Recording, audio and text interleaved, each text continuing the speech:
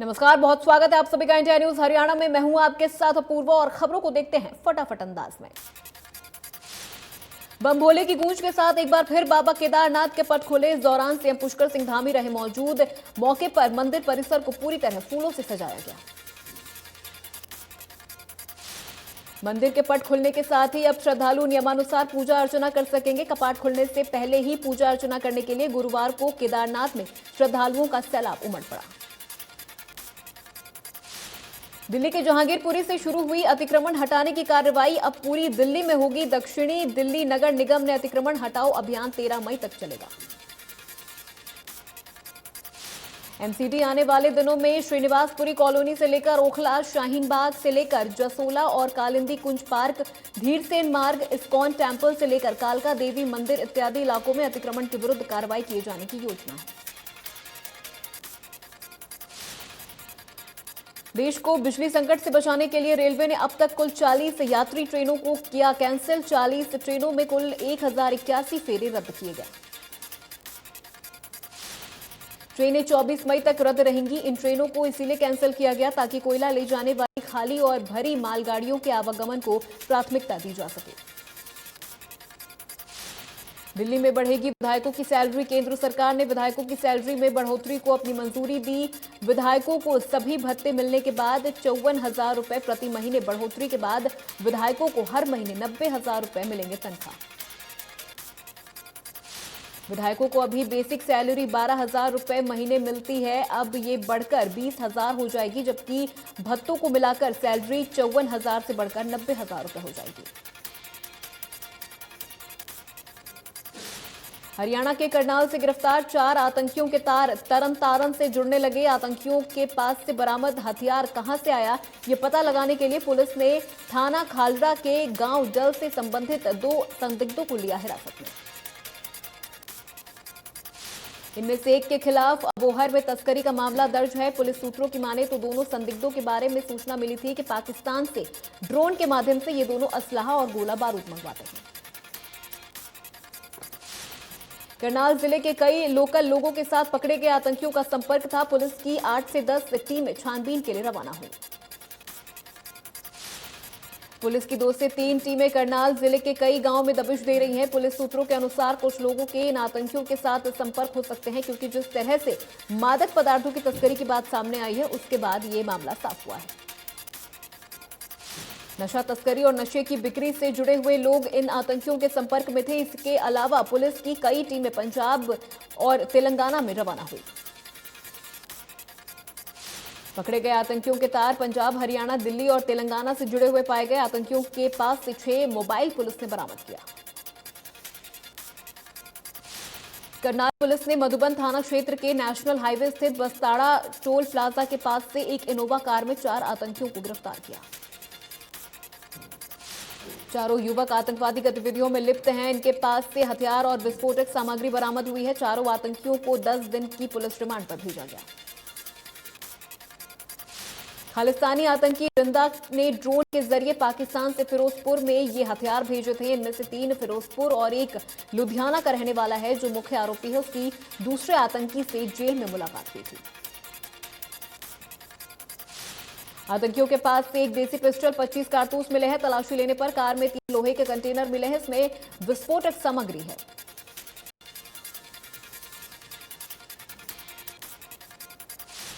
आतंकियों को पकड़ने के लिए आईबी पंजाब पुलिस और हरियाणा पुलिस ने ज्वाइंट ऑपरेशन चलाया था। संदिग्धों की गाड़ी की तलाशी रोबोट की मदद से की गई।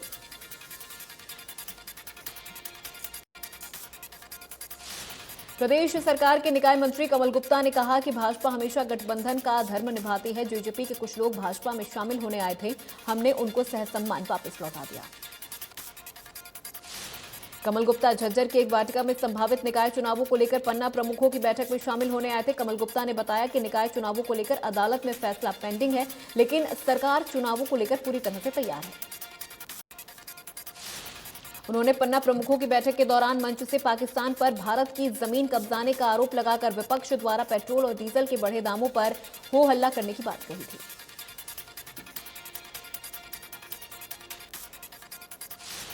बल्लभगढ़ प्रजापति महासंघ की बैठक एक निजी वाटिका में संपन्न हुई। बैठक में ओबीसी वर्ग मोर्चा के प्रदेश महामंत्री रामेश्वर प्रजापति ने हिस्सा लिया। बैठक में समाज से जुड़े मुद्दों को लेकर विस्तृत रूप से चर्चा की गई और समाज में नए कार्य करने को लेकर योजना बनाई गई। बैठक में फैसला लिया गया कि शिक्षा को लेकर प्रजापति समाज कार्यों को तेजी के साथ आगे बढ़ाए। समाज में जो बच्चे शिक्षा से वंचित हो रहे हैं उन बच्चों को शिक्षा की मुख्य धारा से जोड़ा जाए।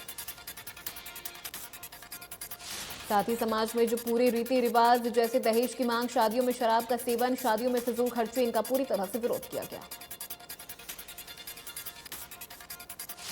सोनीपत के राजकीय कन्या विद्यालय मूर्थल अड्डा स्कूल में 804 स्टूडेंट और 36 पीजीटी टीचरों को टैब वितरित किए गए।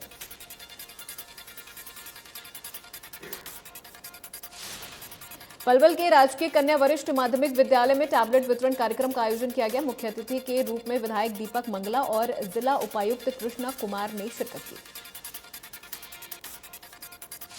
मुख्यमंत्री मनोहर लाल खट्टर ने रोहतक के जाट कॉलेज में प्रगति रैली में पंचायती चुनाव को लेकर बड़े संकेत दिए। मुख्यमंत्री ने प्रदेश में जल्द ही पंचायती निकाय नगर पालिका चुनाव के संकेत दिए। उन्होंने कहा कि पंचायती चुनाव को लेकर कोर्ट में याचिका दायर की गई थी, जिसके बाद आज कोर्ट ने कहा है कि याचिकाओं पर सुनवाई होती रहेगी, लेकिन सरकार चाहे तो पंचायती चुनाव करवा सकते हैं। फतेहाबाद में पंचायत मंत्री देवेंद्र सिंह बबली ने कहा कि अगर 10 मई तक नगर निकाय चुनाव पर फैसला आता है तो एक साथ पंचायत और नगर निकाय चुनाव करवाए जाएंगे। देवेंद्र बबली ने बताया कि दोनों चुनावों में 10 से 15 दिन का ही अंतराल रहे। बबली ने कहा कि सरकार का प्रयास है कि जल्द चुनाव करवाए जाएं ताकि गांवों का विकास रफ्तार पकड़ सके। उन्होंने कहा कि चुनाव देरी से करने का सरकार का कोई इरादा नहीं है। पंचायत स्वयं एक इकाई है और गांवों के विकास के लिए पंचायत का होना बेहद जरूरी है। बहादुरगढ़ में बीजेपी प्रदेश अध्यक्ष ओपी धनखड़ ने कहा कि बीजेपी निकाय चुनाव सिंबल पर लड़ेगी, जबकि पंचायत चुनाव सिंबल पर नहीं लड़े जाएंगे।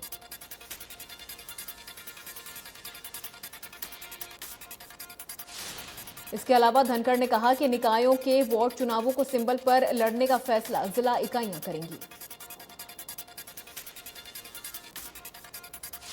प्रदेश कांग्रेस उदयभान की ताजपोशी को लेकर भाजपा सांसद डॉक्टर अरविंद शर्मा ने कहा कि ताजपोशी के बाद प्रचार के लिए कांग्रेस नेताओं ने अध्यक्ष का फोटो छोटा और अपना फोटो बड़ा छपवाया। रतिया पुलिस ने पक्षियों के लिए चलाया जागरूकता अभियान, लोगों से घरों की छत पर दाना पानी रखने की अपील की।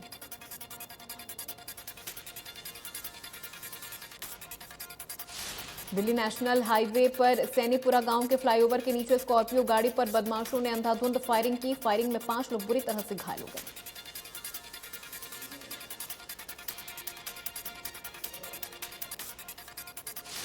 हमलावर 2 कारों में सवार होकर आए थे, जिन्होंने करीब 20 राउंड फायर किए। आपसी रंजिश के चलते फायरिंग की गई। डॉक्टरों के अनुसार चारों घायलों की हालत खतरे से बाहर है। हमलावर जींद रोड तक गाड़ी का पीछा करते रहे। सूचना मिलते ही पुलिस टीम मौके पर पहुंच गई। पुलिस ने मौके पर करीब 1 दर्जन गोली के खोल बरामद किए। पलवल के होटल में एक अनाथ बच्ची को होटल की एक आशा वर्कर ने 3 युवकों को सौंपा। बच्ची को तीनों युवकों ने अपनी हवस का शिकार बनाया। बच्ची को किसी को कुछ भी बताने पर जान से मारने की धमकी दी। पुलिस ने आशा वर्कर महिला सहित 3 युवकों के खिलाफ पॉक्सो एक्ट के तहत गैंग रेप का मामला दर्ज कर आरोपियों की तलाश शुरू कर दी।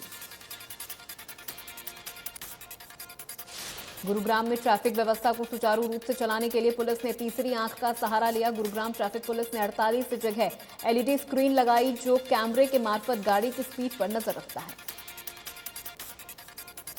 गाड़ी की स्पीड स्क्रीन पर तुरंत नजर आ जाएगी, जिससे लोगों को जागरूक किया जा रहा है कि वो तेज रफ्तार में गाड़ी न चलाएं और पुलिस के द्वारा जो स्पीड सुनिश्चित की गई है उस स्पीड में ही गाड़ी चलाएं।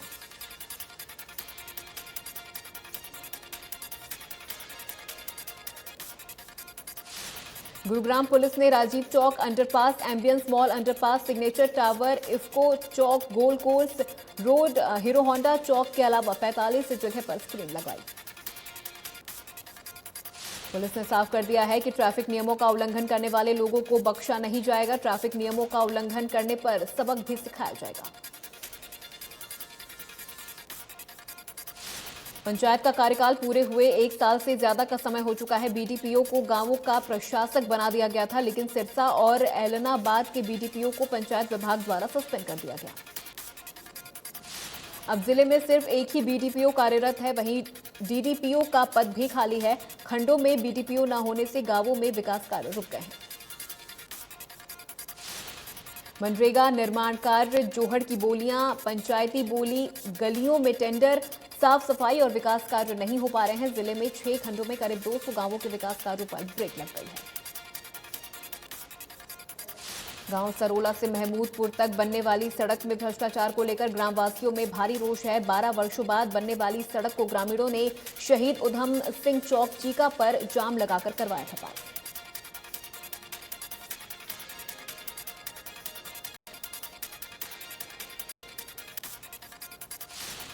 ग्रामीणों ने सड़क में इस्तेमाल होने वाली सामग्री को बताया घटिया। सड़क निर्माण में कम सामग्री डालने के लगाए ग्रामीणों ने आरोप। स्वास्थ्य विभाग द्वारा प्रदेश भर में एनीमिया उन्मूलन सप्ताह मनाया जा रहा है। वहीं सामुदायिक स्वास्थ्य केंद्र रादौर में आज इस अभियान के तहत 170 लोगों में रक्त की जांच की गई। शिक्षा निदेशालय की तरफ से हरियाणा में सरकारी और प्राइवेट स्कूलों के समय में बदलाव किया गया। स्कूलों का समय सुबह 7 से 12 तक रखा गया है। बढ़ती गर्मी को देखते हुए स्कूली बच्चों को राहत देते हुए सरकार ने यह फैसला लिया। पलवल में कृषि एवं किसान कल्याण विभाग ने हर खेत स्वस्थ खेत योजना के अंतर्गत फजलपुर में किसान जागरूकता शिविर का आयोजन किया। इस अवसर पर कृषि उपनिदेशक डॉक्टर पवन शर्मा विशेष रूप से मौजूद रहे। मौके पर मिट्टी के नमूने लिए गए ताकि किसानों को उर्वरक शक्ति के बारे में जानकारी दी जा सके। हमेशा घाटे में चलने वाला हरियाणा रोडवेज का बल्लभगढ़ डिपो अब प्रॉफिट में आता दिखाई दे रहा है, जिसके लिए लगातार प्रयास किए जा रहे हैं। कैथल की चारा मंडी में चारा विक्रेताओं ने हड़ताल कर डीसी के खिलाफ नारेबाजी की। चारा विक्रेताओं ने बताया कि नगर परिषद की तरफ से उनके पास नोटिस भेजे जा रहे हैं कि वो अपनी दुकानों को बंद करें। चरखी दादरी के पुरानी सब्जी मंडी में सीएम फ्लाइंग के छापे से मचा हड़कंप। एक दुकान में गुप्त सूचना के आधार पर छापेमारी की गई। सीएम फ्लाइंग ने छापेमारी के दौरान गुलाब जामुन, दूध, घी, लाल मिर्च, 313 किलो पॉलिथीन भी बरामद की। करनाल में आतंकियों के पकड़े जाने के बाद भिवानी में हिसार से बम निरोधक दस्ते ने रेलवे स्टेशन, सन सिटी बस स्टैंड पर जांच की। हालांकि उन्हें सब कुछ सामान्य मिला।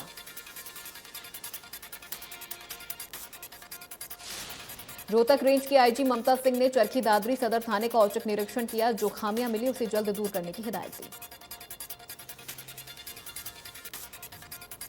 गुरुग्राम में ट्रैफिक व्यवस्था को सुचारू रूप से चलाने के लिए गुरुग्राम की ट्रैफिक पुलिस तीसरी आंख यानी सीसीटीवी कैमरे के मार्फत ट्रैफिक पर नजर रखेगी। बहादुरगढ़ के जमीन घोटाले में तहसीलदार गिरफ्तार। कस्टोडियन और पंचायत भूमि का अवैध रूप से किया था रजिस्ट्रेशन। आर्थिक अपराध शाखा की टीम ने झज्जर में किया गिरफ्तार। गुरुग्राम में सीएम के आदेश के बाद डीटीपीआई आरएस बाट ने सरस्वती कुंज में झुग्गियों पर बुलडोजर चलाया। हजारों अवैध झुग्गियों को बुलडोजर से साफ किया गया। कई सालों से अवैध झुग्गियां बसाई हुई थी। इन झुग्गियों को हटाने के लिए पहले डीटीपीआई द्वारा मुनादी कराई गई थी, लेकिन झुग्गियां नहीं हटाई गई थी। बल्लभगढ़ में अतिक्रमण से व्यापारी परेशान है। उनका कहना है कि निगम ने दिसंबर में अतिक्रमण को लेकर अभियान चलाया था, लेकिन अभियान 1 महीने तक ही कामयाब रहा।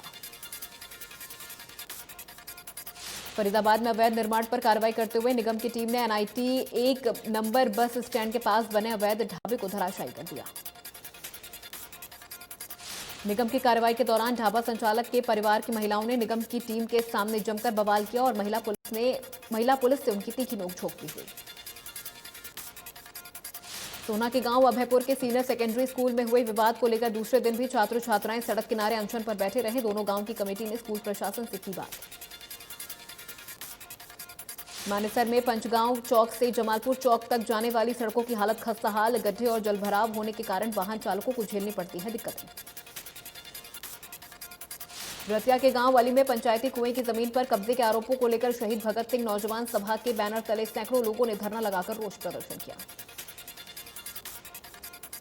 इस मामले में नौजवान सभा के सदस्यों सहित 12 लोगों पर दर्ज मामले को खारिज कर उच्च स्तरीय जांच की मांग की गई। टोहाना के गांव चंदड़ कला स्थित सरकारी स्कूल में बच्चों के मिड डे मील में कीड़े चलते मिलने के बाद बच्चों ने मिड डे मील नहीं खाया और बच्चे अपने घर चले गए।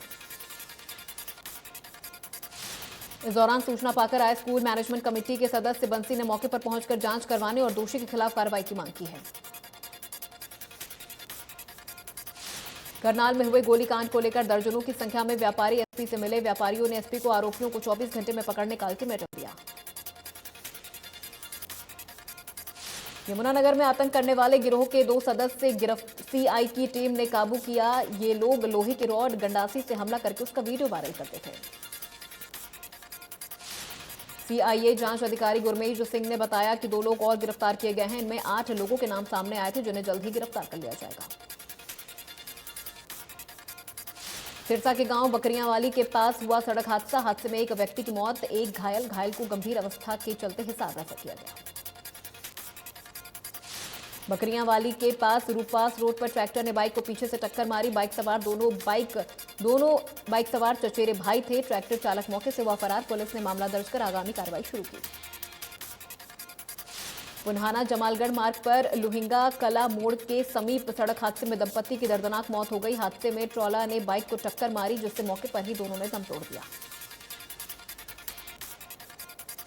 ट्रॉला को पुलिस ने कब्जे में ले लिया है और चालक घटना के बाद फरार हो गया। पुलिस ने शवों को कब्जे में लेकर पोस्टमार्टम के लिए भेजकर कार्रवाई में जुट गई है।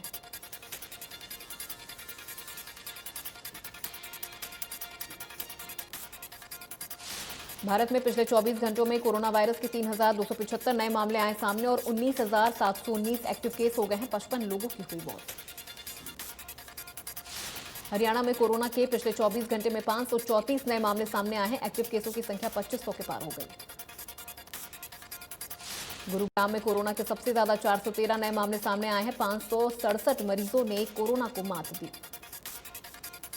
फरीदाबाद में कोरोना का कहर जारी है, जहां 73 नए मरीज कोरोना के सामने आए हैं और 118 मरीजों ने कोरोना को मात दी।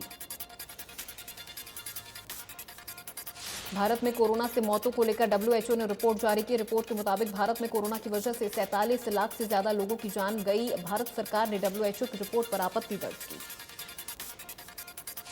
आईसीएमआर के महानिदेशक बलराम भार्गव, नीति आयोग के सदस्य वीके पॉल और एम्स के निदेशक रणदीप गुलेरिया सहित कई विशेषज्ञों ने रिपोर्ट को अस्वीकार्य और दुर्भाग्यपूर्ण बताया।